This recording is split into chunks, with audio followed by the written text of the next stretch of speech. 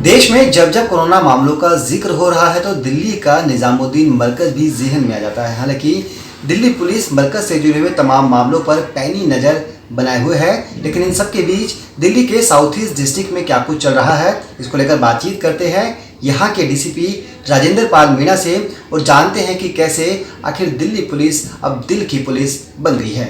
ये कहा जा रहा है कि तबलीगी जमात की वजह से पूरे देश भर में कोरोना ने एक बड़ी महामारी का रूप लिया। आपको लगता है कि आपके एरिया में था और कहीं ना कहीं जिस तरह का डिले इन लोगों पर रहा उसकी वजह से भी पूरी दिल्ली और देश इफेक्ट हुआ है? देखिए, हम पूरी कोशिश कर रहे हैं कि जो केस हमारे सामने आ रहे हैं उनकी मेडिकल स्क्रीनिंग हो, उनको जो है वो अच्छे से ट्रीटमेंट मिले और कंटेनमेंट जोन बनाकर हम इंश्योर कर रहे हैं कि आगे ये बीमारी नहीं फैले। बाकी बीमारी फैलने के कई कारण हो सकते हैं, वो हम लोग उसकी ट्रेसिंग भी करते हैं कि उसका कहाँ पर सोर्स रहा और उस सोर्स तक पहुँच के उसको कंटेन करने की कोशिश करते हैं ताकि आम जनता में किसी भी तरीके से कोविड-19 का कोई प्रचार प्रसार ना हो। एक मीणा जी, आपके इलाके में कुछ मुस्लिम इलाके भी हैं, एरियाज भी हैं और रमजान का महीना है, तो वहाँ आप लोग कैसे मैनेज कर रहे हैं?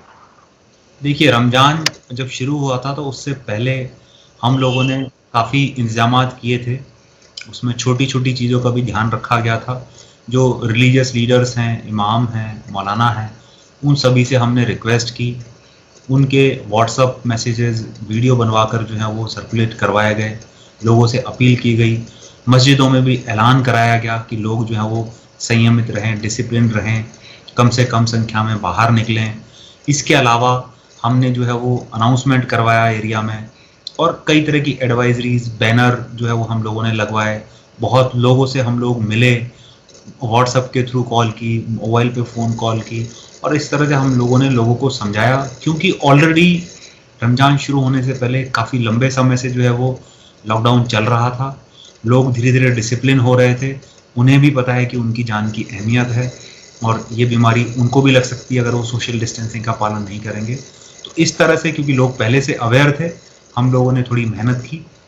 हमारा जो स्टाफ है, ग्राउंड स्टाफ है, उसने इम्प्लीमेंटेशन जो है वो बहुत अच्छा कराया। पास्ट में भी जिन्होंने वायलेशन किया उनके अगेंस्ट में केस रजिस्टर हुए। ओवरऑल लोग अवेयर हैं, उन्हें पता है कि अगर हम नहीं इसको मानते हैं तो नुकसान हमारा ही है और फिर एनफोर्समेंट की पावर जो है वो पुलिस के पास है, उसमें वायलेटर्स के अगेंस्ट में एक्शन होता है। तो लोग जो है वो तैयार भी थे। हम लोगों ने फिर इस चीज़ को दोबारा से दोहराया तो लोग माने और डिसिप्लिन तरीके से अगर अब मार्केट में आना भी होता है तो समय सुनिश्चित किया है, उसी में वो आते हैं आराम से। जो हमने मार्किंग की है और बैनर्स लगाए हैं दुकानों के सामने, जो है वो छोटे-छोटे हमने चीज़ें लगा रखी हैं कि आप जो है वो मार्किंग वाले एरिया में खड़े रहें। वहाँ स्टैटिक अनाउंसमेंट है और जो मार्केट एरिया है उनमें हम ड्रोन से भी सर्विलांस कर रहे हैं।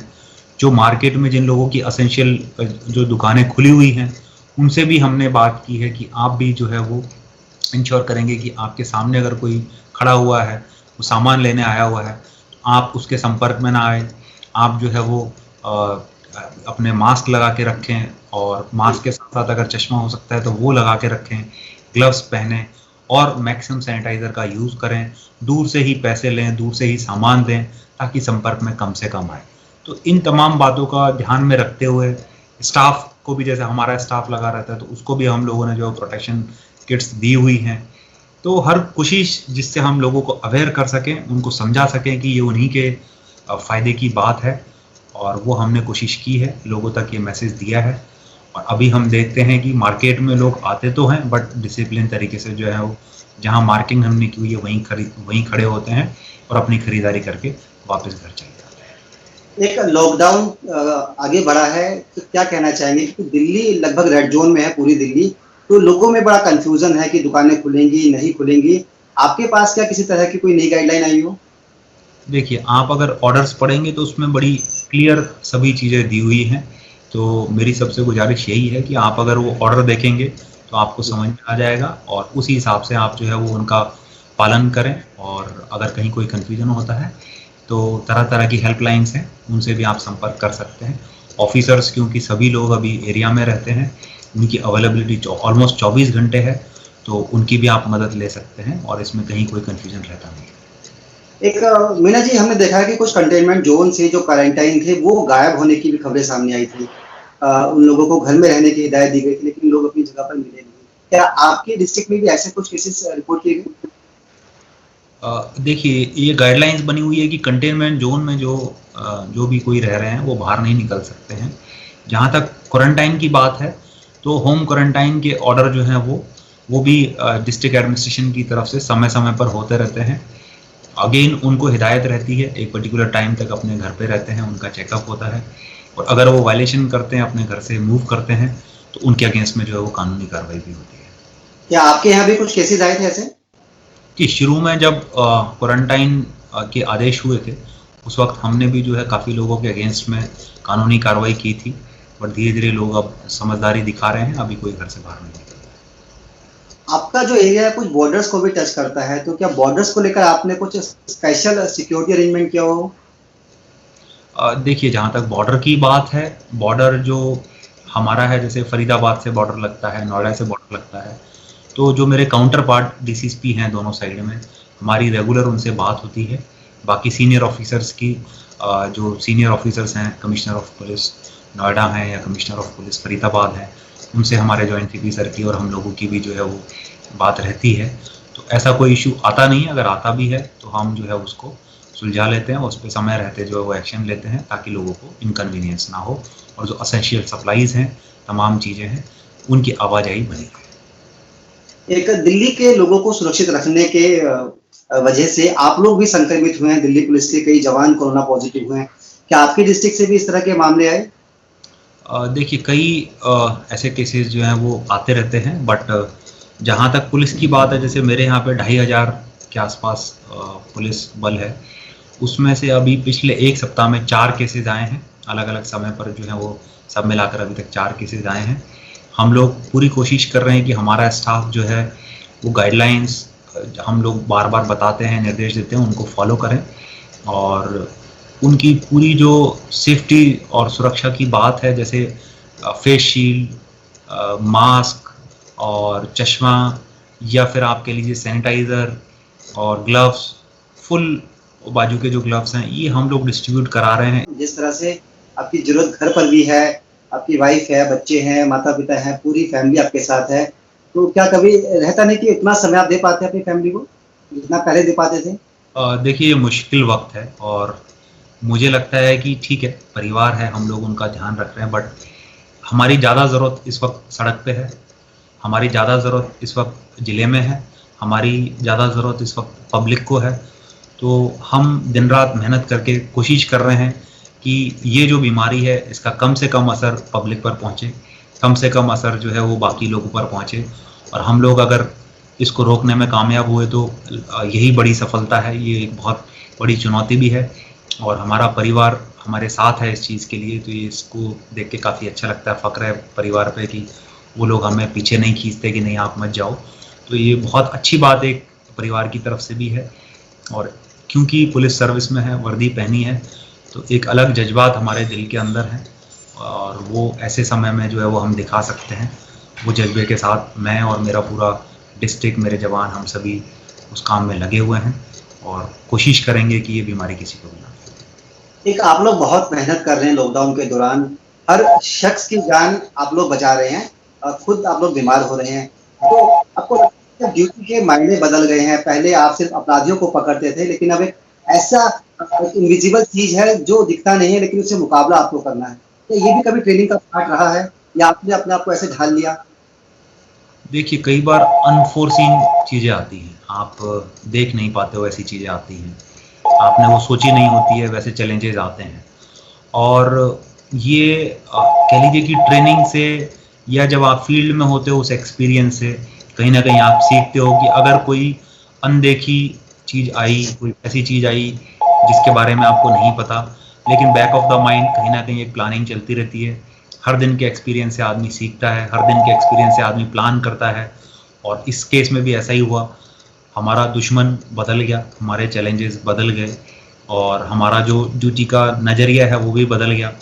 जैसा मैंने बताया कि मेरे जो स्टाफ हैं वो पहले छुट्टी पे रहते थे, छुट्टी पे जाते थे, अभी हम छुट्टी पे अगर किसी को भेजते हैं तो स्टाफ कोशिश करता है कि नहीं सर, मैं यहीं खड़ा हूँ, मुझे अच्छा काम करना है और इनफैक्ट हमने ड्यूटी आवर्स भी फिक्स किए हैं कि आप इतने समय ड्यूटी करेंगे, लेकिन लोगों में बहुत जज्बा है और ये जज्बा जब मुसीबत आती है तो बड़ा है, और जो एक दूसरे की क्लोजनेस है, हम एक दूसरे के जो कंधे से कंधा मिलाकर काम करने की जो कैपेसिटी है वो बड़ी है। और इसके साथ साथ जो टेक्निकल चीज़ें हम कर सकते थे वो हमने किया है। टेक्निकल चीज़ों का सहारा लेते हुए अपने आप को भी बचा रहे हैं, बाकी लोगों को भी कोशिश कर रहे हैं। चैलेंज तो है। आप लोगों की मदद भी कर रहे हैं, देखा जा रहा है दिल्ली पुलिस खाना, दवाइयाँ, हर चीज पहुंचा रही है। कोई ऐसा केस जो आप मतलब शेयर करना चाहें, हमारे दर्शकों के साथ आप शेयर करना चाहें, जो आपको लगता हो कि बहुत अच्छा काम आपने इस बीच में किया है? देखिए, कई छोटी छोटी चीज़ें हैं। खाने की जहाँ तक बात है, हमने अलग अलग लोकेशंस पे कहीं 500 कहीं 1000 लोगों को खाना और राशन दिया है। बट कुछ चीज़ें हैं जो एक्चुअली में आपके दिल को छूती हैं, छोटी छोटी चीज़ें हैं। जैसे मैं कहूँगा कि हमारे एडिशनल डीसीपी साहब ने एक कपल था, उनको बच्चा होने वाला था, तो उसको जो है वो पास दे के और उसको हॉस्पिटल पहुंचवाया। वो एक काफ़ी मेमोरेबल चीज़ है हम लोगों के लिए। एक दो और छोटी छोटी चीज़ें रही कि एक कपल को शादी करनी थी, तो उन्होंने थाने में अपने अप्रोच किया कि हम लोग अवॉइड नहीं कर सकते और हमें ये परमिशन दी जाए और हम लोग शादी करना चाहते हैं। तो उसमें भी हमारे स्टाफ ने जो है वो हमारी ईआरवी उनको दी और उनकी शादी करवाई, और उसको काफ़ी अप्रिशिएट किया लोगों ने, और वो लोग भी इस चीज़ को ज़िंदगी भर याद रखेंगे। और भी बहुत छोटी छोटी बातें हैं जो कहीं ना कहीं दिल को छूती हैं। हमारे स्टाफ ने बहुत मदद की। आज ही गोविंदपुरी थाने के इलाके में हमारे एक स्टाफ के हाथ में चोट लगी हुई थी, उसके बाद भी जो पानी का टैंकर आता है उसमें वो सोशल डिस्टेंसिंग मेंटेन कराने के लिए, लाइन लगाने के लिए वहीं खड़ा था, वो भी छुट्टी पर नहीं गया। तो ऐसी कई बातें हैं जो आपके दिल को छूती है। तो मैं कहूँगा कि ऐसे मतलब मेरे पास में बहुत सारी स्टोरीज हैं, बहुत सारे छोटे छोटे ऐसे बहुत सारी स्टोरीज हैं, सभी मेरे दिल के करीब हैं। तो किसी एक या दो को निकाल के आपको बता पाना बहुत ही मुश्किल है, बट बड़ा मुश्किल है। आपको भी कोई शौक है क्रिकेट खेलने का, गाना गाने का, गुनगुनाने का? कहीं पुलिसकर्मियों को हमने इस रूप में भी देखा है, क्या आपके अंदर भी कुछ ऐसा? बिल्कुल, आपने देखे होंगे काफ़ी हमारे जो पुलिस के साथी हैं उनके भी वीडियो वायरल हुए हैं।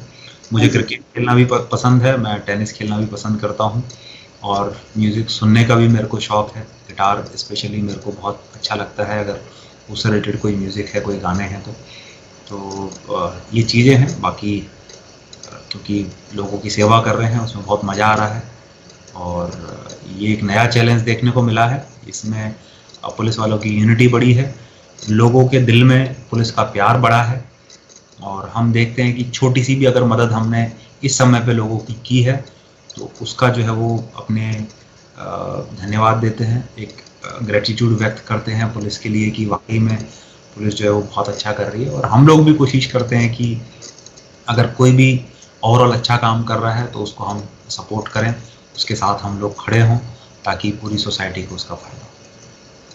कोई ऐसा पेंडिंग वर्क जो आप लॉकडाउन खत्म होने के बाद करना चाहें, क्योंकि सबकी अपनी लाइफ भी होती है? देखिए, ये ऐसी चीज़ें सोच के नहीं रखी है कि क्या क्या पेंडिंग चीज़ें हैं जो हम प्लान करके ऐसे करेंगे आगे। बट हाँ, प्रोफेशनल फ्रंट पे क्राइम जो है एक बड़ी चुनौती है, ख़ास करके बच्चों के अगेंस्ट में, महिलाओं के अगेंस्ट में या बुज़ुर्गों के अगेंस्ट में जो क्राइम होता है वो मैं कहूँगा कि उसको कम करने में, जैसे ये लॉकडाउन ख़त्म होगा तो मैं प्लान करूँगा, और वो कम करने में अगर मैं कामयाब रहूँगा तो अपने आप को एक सेटिस्फाइड और अच्छा जो है वो पुलिस होने के लिए मैं समझूंगा कि वो अच्छी बात रहेगी। एक आखिरी सवाल, आपका समय बहुत कीमती है, अपने डिस्ट्रिक्ट के लोगों के लिए आपका क्या मैसेज है? मैं मेरे सभी डिस्ट्रिक्ट के साथियों को ये बताना चाहूँगा कि ये एक मुश्किल वक्त है, और इस मुश्किल वक्त में हम सब लोगों को कंधे से कंधा मिलाकर, क्योंकि अभी पता नहीं है कि कितनी बड़ी चुनौती या कितनी लंबी चुनौती है या कितने दिन के लिए चुनौती है, तो हमें अभी भी और संयम बरतना है, हमें और डिसिप्लिन तरीके से काम करना है, लोगों की सेवा करनी है। और ये जो समस्या है ये एक घर की, एक समाज की या एक सिटी की नहीं है, पूरे देश की है, और हमें एकजुट होकर इसमें काम करना है। तो अपने आप को बचाते हुए सभी लोग अपनी ड्यूटी करें, और जो भी दिशा निर्देश समय समय पर आते रहते हैं उनका पालन करें, और पब्लिक की सेवा भाव से जो अभी तक उन्होंने ड्यूटी की है इसी को कंटिन्यू करते रहें, तो ये बहुत अच्छी बात होगी। क्योंकि ये पहली बार समाज ने जो है वो पुलिस का ये वाला इतना अच्छा चेहरा देखा है, तो हमें यही एक चीज़ को बनाए रखना है, अपने आप को और इससे भी बेहतर प्रूव करने की कोशिश करनी है। वाकई पुलिस ने जो काम किए हैं वो काबिले तारीफ है। पूरी देश और दुनिया में आप लोगों की तारीफ हो रही है। उम्मीद यही है कि आगे भी इसी तरह से दिल्ली पुलिस काम करती रहेगी। आपने बातचीत की नवोदय टाइम्स पंजाब केसरी ग्रुप के साथ, अपना कीमती समय दिया। मीना जी, आपका बहुत बहुत धन्यवाद। Thank you.